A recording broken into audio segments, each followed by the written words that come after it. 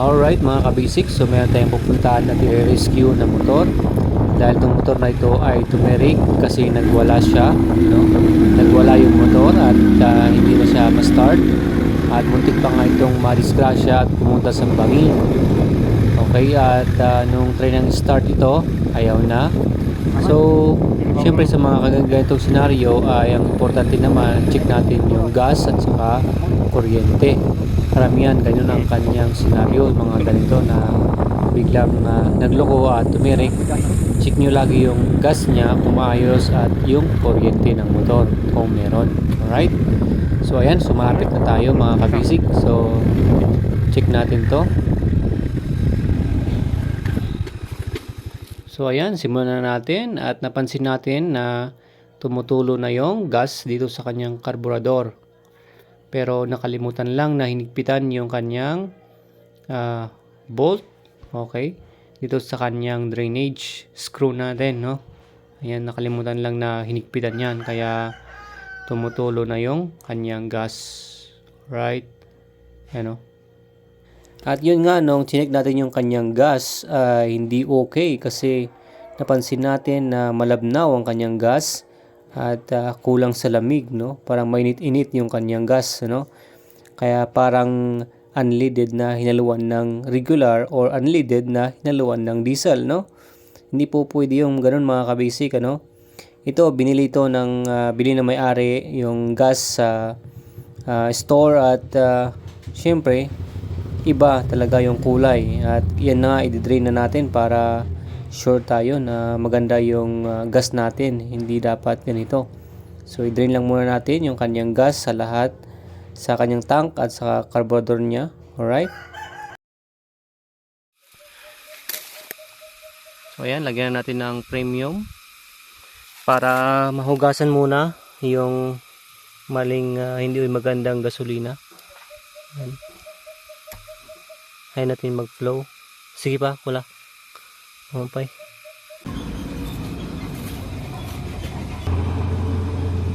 So ayan, mga kabisik, oh, premium gas na yung lumalabas dyan. Medyo red na siya, okay na.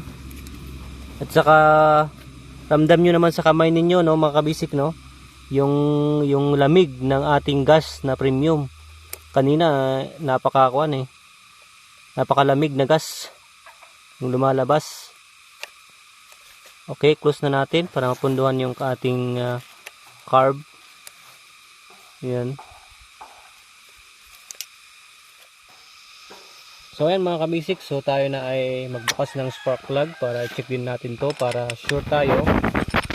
Pagkatapos na natin ayusin yung gas niya kasi nga iba yung nalagay na gas or hindi maganda yung gas natin, buksan naman natin ang spark plug niya para malinisan muna sa loob, no? Okay, balisin natin tayo, no?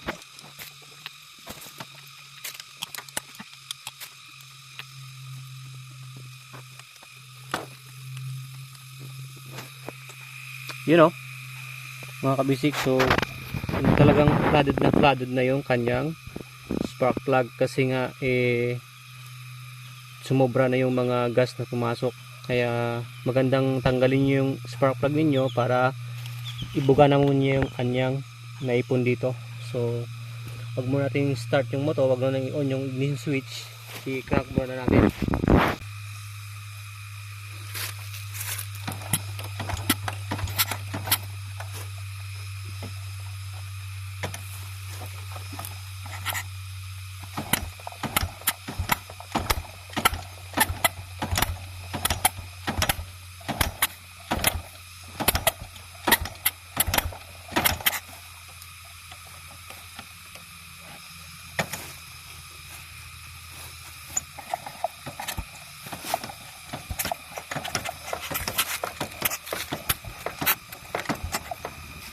Yan, so ito linisan natin, punasan natin, and then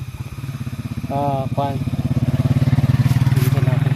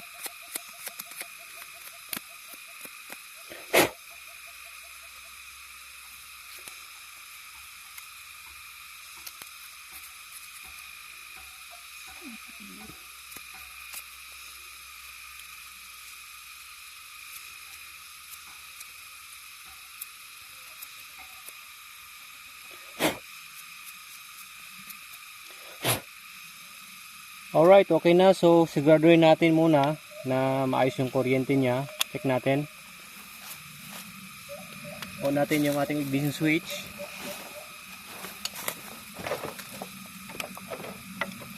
Siyempre, kailangan naka-neutral. Yan. Saka, check natin.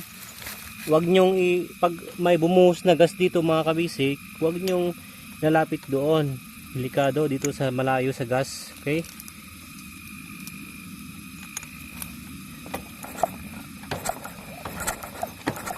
Yun. Okay naman yung spark nya. Kung hindi man makita, meron yan. Okay. Yun. Walang problema sa kuryente ng ating motor. So ayan. So try na natin siyang ibalik at start na natin.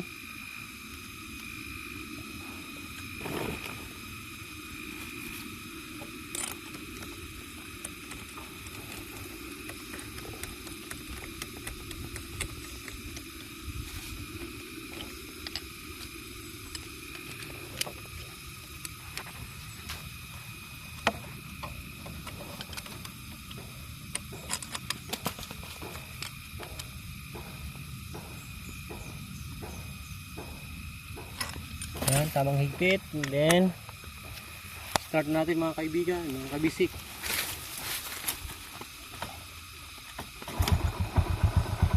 Yun oh, one click mga kaibigan. One click mga kabisik. So walang problema. Okay na. Napaka ayos pa yung kanyang tunog. Lapit mo sir. Ayan. Napakalinis pa.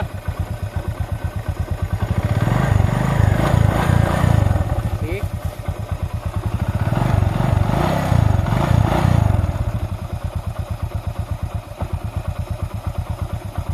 Alright. Thank you so much. Your best.